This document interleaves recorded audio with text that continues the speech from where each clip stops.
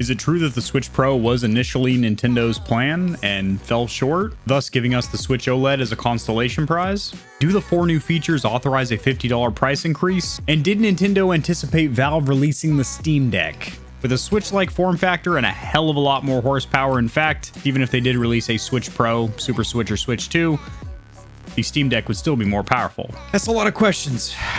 Luckily, I have a lot of answers. Let's get this thing.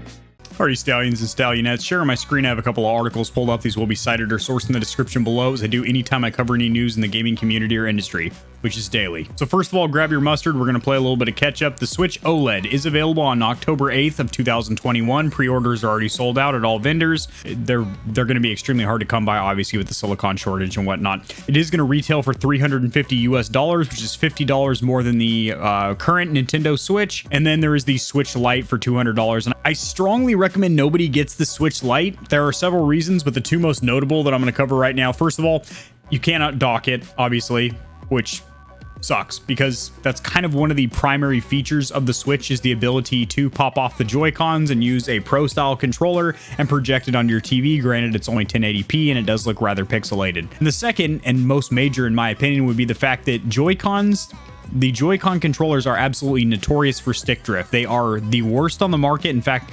historically, besides the Nintendo 64, they are the worst for stick drift. And with the Switch Lite, they are literally not modular. They are bolted on, permanently mounted to the console. So whenever they break, your options are to watch a YouTube video, a tutorial in order to fix them yourself, or send them into Nintendo and hope you're under warranty. So the Switch OLED being $50, which isn't a massive premium to pay for the new features offered. That's completely subjective. This is the opinion of Tech Radar, and I do agree or concur with that. However, I'm going to cover exactly what the differences are and if each one is actually going to be very usable in day-to-day practice. And Nintendo made a little statement. We want to clarify that we just announced the Switch OLED that'll launch in October. We have no plans for launching any other model at this time, but they did. The Switch OLED also won't serve as a replacement for the original Switch model. Perhaps surprisingly, instead it will serve as a third choice for consumers.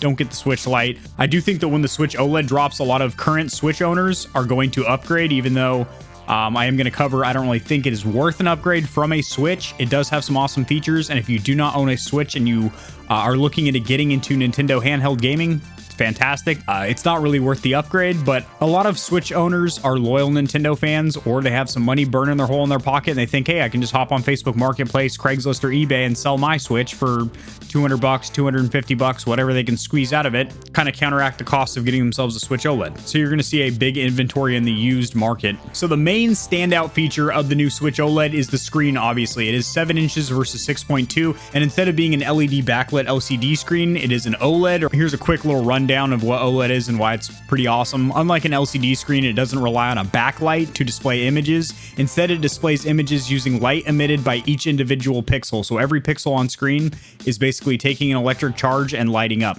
which means you can get perfectly inky blacks and higher contrast levels. They also don't mention this here, but you also generally get really vibrant, clear colors as well. So that is a pretty notable upgrade. I mean, an inch can make a heck of a lot of difference, ladies. However, all 4 of the changes between the Switch and the Switch OLED, it only costs $10 more for Nintendo to manufacture the Switch OLED, and they're charging $50 more. That's a nice little profit margin, kind of a little cash grab in my opinion, especially considering, I'm going to cover this in a little bit, I don't have a single doubt in my mind from all the research that I've done that they were in development, or at least in the early development, or planning to release a Switch Pro or Super Switch. And due to not being able to get the components that they needed due to the silicon shortage and competing with other manufacturers like Sony, Microsoft, well, Sony produces their silicon in-house like Apple does, but Microsoft and now Valve having this unique Steam Deck, which runs a proprietary APU, they literally couldn't produce it, and they gave us this instead. Yay! Woo. It does also have a new stand, which I have to say is a big upgrade, because the stand on the regular Switch is on one side, so it's kind of floppy-jawed and flimsy and floppy, and it just feels like it could snap off at any minute. So they also upgraded the speakers. However, it's not an upgrade to the audio drivers or audio engine on board or anything like that. They don't support spatial audio like Dolby Atmos, which would have been really awesome considering there is 2 speakers. If they could have spatial audio that kind of gives you the simulation of like a sound bar that surrounds your ears and sound, that would would be awesome. We're not getting anything like that. Literally all it is slightly louder and clearer speakers, which I guarantee you cost them the exact same money to produce, buying them in bulk from an outsourced retailer. So not a huge upgrade. So now in kind of a surprise move, this has an Ethernet port on the dock, so you can plug in, hardwire, tether your internet, which is pretty surprising because historically Nintendo hasn't really had Ethernet ports on their consoles. They've generally just done Wi-Fi. It is going to be beneficial for some online games, like maybe a Super Smash Bros. Tournament or something like that, or God forbid, you know, have mercy on your soul, you're playing Apex Legends or Doom Eternal or some game that's been some first-person shooter that's been ported over to the Switch that runs like it's on a baked potato, trying to play that online against, you know, Xbox and PlayStation and PC players. You're going to need every single advantage you can get. And then this is a lovely little upgrade. They doubled the storage from 32 gigs to 64 gigabytes. Now, Nintendo Switch files are very, very small. Game files are very tiny. You won't really rack up the storage too quickly unless you're just stockpiling a bunch of games or storing videos on there or something like that. And then also you can't expand with an SD card, and games and apps have no problem booting off an SD card with a Switch. So it's great to double the size. That's cool and all. But I guarantee you jumping from 32 to 64 gigabytes, that probably didn't cost them very much in production either. And then here's where the plot thickens. Here's where I'm going to get a little bit Michael Bay, get a little cinematic on you guys. One of the biggest features the Switch Pro had tipped was the option to output at 4K resolution when docked. But the Switch will only output in 1080p, so virtually identical to the current Switch that we have right now. This is what makes myself and several other content creators on the internet believe that OLED was originally going to be a Switch Pro. They had the notion, the intent to create a more powerful Switch console. We saw, I mean, month after month, there was leaks, and not just, you know, some loose leaks. These were from reputable sources that really have not been wrong in the past when it comes to new hardware that's being released. And they were all saying it's going to have an NVIDIA chipset, which is basically going to replace the outdated, weak as hell Tegra CPU out of a cell phone from 2016. And it's going to have a proprietary NVIDIA chipset. And most notably, we knew like six months before the announcement, it was going to have a 720p slightly bigger OLED screen. So that did come to fruition. But in docked mode, it was supposed to have PS4 Pro-like performance at about 4K 60. That being possible because of that new NVIDIA chipset. And what really solidifies that was a thing was that there was an actual Switch dock update that had been data mined that showed a file that said _4K output. So Nintendo had made a file. This is from Nintendo, from their files on the Switch dock. And keep in mind, the Switch dock had never gotten an update in 4 years since it's been out. Make my face bigger here for this story time. Not that big. That's a little too much. And this data mine file said 4K output, so people are thinking, definitely a Switch Pro. That followed by a bunch of inside information from people that either worked at Nintendo or disgruntled previous employees, saying that yes, they are working on a new console. Come to find out, it's the OLED, but it seems like they had something bigger in mind, and this is what we got as a consolation prize. At least that's my 2 cents on the issue. But of course, Nintendo says, we've never announced a Switch Pro, and we can't speak to the predictions that others make about our products. We do believe that the Switch OLED enhances the gaming experience and is another option within the Nintendo Switch family of consoles that is already being enjoyed by millions of people worldwide. So they're absolutely right. They are absolutely correct. The Switch is selling neck and neck, tip to nips with the PlayStation 5 and the Xbox Series. Granted, it's savagely underpowered and 4 years old because Nintendo has a loyal fan base and they have fantastic exclusives and just a fun, unique experience being able to be played on the go and then docked, just like with the Wii. It was the best-selling console from the 7th home console generation, even though it was much less powerful than the Xbox 360 and PlayStation 3, but it had unique motion sensing functionality to where even non-gamers were playing around with Nana and stuff, throwing Wiimotes into their TVs and stuff. Nintendo makes very unique products. Even the Wii U, which was a huge flop, was pretty innovative. I'm going to make a separate video on this, but they cover a little bit about OLED burn-in. Is that going to be a thing? Just to answer your question right up front, but make sure you still watch that video when it comes out. But no, it's not going to be an issue. You'd have to be plugged in constantly to wall power with a static image on for several days And even still, modern OLED screens have a lot of safeguards and fail safes in place that do things like, you know, LG uses screen shift, and a lot of other panel manufacturers also have safeguards that will move pixels around. Will Joy-Con drift be fixed with the new Switch OLED? No, hell no, they won't. Nintendo has confirmed the Joy-Con controllers that ship with the OLED have not been updated or changed in any way. They are just white if you decide to go with the white version. There is also a red and blue traditional looking Switch OLED. But overall, the reception from the gaming community is not great. I'm not hearing a lot of Nintendo fans or even non-Nintendo fans, just gamers in general, that enjoy a handheld experience, that they are excited about this product.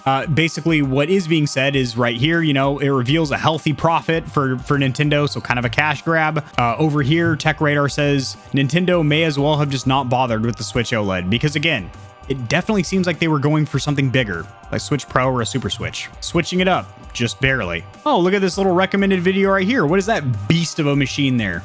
The Steam Deck.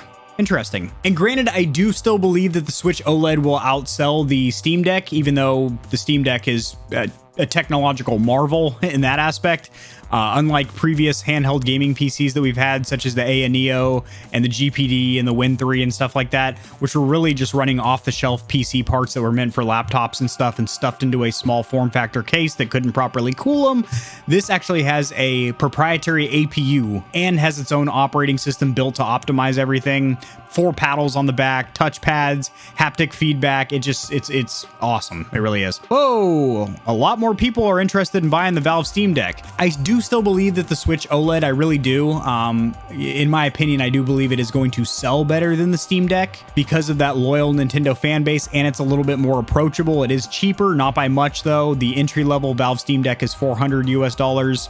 Granted, that does have weaker, slower eMMC memory, but the Switch OLED is $350, and I do think that the new OLED screen is a notable upgrade. The rest of them are really just subtle. I do think they are niceties to have, like a new kickstand, an Ethernet port, double the memory, but I mean, the screen is the big selling factor. It's bigger and it's OLED, and I do believe the rumor mill that it is only $10 more to manufacture for Nintendo, which is kind of a slap in the tuchus. So wrapping up, I do not believe that it is worth the upgrade if you are a current Nintendo Switch owner. I really do not, but that is up to you. That's something you're going to have to stare at your screen and be like, dang, I wish this was about 0.8 inches bigger and had darker blacks. I wish my speakers could get just the scotch louder. I wish my kickstand didn't get all wiggity wobbly on me. Here is my personal opinion to you stallions and stallionettes in the gamer heaven stable. If you already own a Nintendo Switch currently, I would pre-order a Valve Steam Deck. If you are somebody that enjoys a handheld experience like you get with the Nintendo Switch, but something a lot more powerful that can run a bigger library, because I touched a little bit earlier on Nintendo exclusives, guess what? If you have the know-how and you don't mind shucking and jiving Nintendo's intellectual property police, you can literally emulate Nintendo Switch games on PC. And guess what? The Steam Deck's a PC,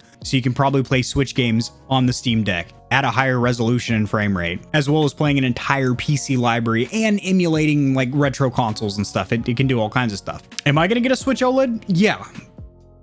Because I have a YouTube channel and I'm going to create content, you know, versus video, side by side, head to head, fist to fist, nipple to nipple. Man, well, these consoles don't have nipples, but analog stick to analog stick, or trackpad to tiny little non-maneuverable sticks on the Switch. And also, I am very curious to get my corneas into the OLED to see if it is a notable difference. My girlfriend has the current Switch. We'll put those side by side. That's a comparison video right there. If you guys enjoyed this video, you got some value from it, it was beneficial for you guys to kind of understand the differences between the Switch and the Switch OLED, and the fact that it does cost Nintendo $10 more to produce, but you're paying $50 more. Is it worth the upgrade? Again, no if you have a Switch currently. Yes, if you do not have a Switch and you want to be in the Nintendo ecosystem, but honestly, the Steam Deck, you can play Switch games and you can dock that too. It's got a sold separately dock, or it has a display port you can plug into any TV or monitor. So even if there was a Switch Pro, I still feel like the Steam Deck is a better handheld device. One's a console, one's a gaming PC, but it's a better handheld experience. If you want to support the channel, shoving your thumb on the like button, not in any weird place, that doesn't do anything for me.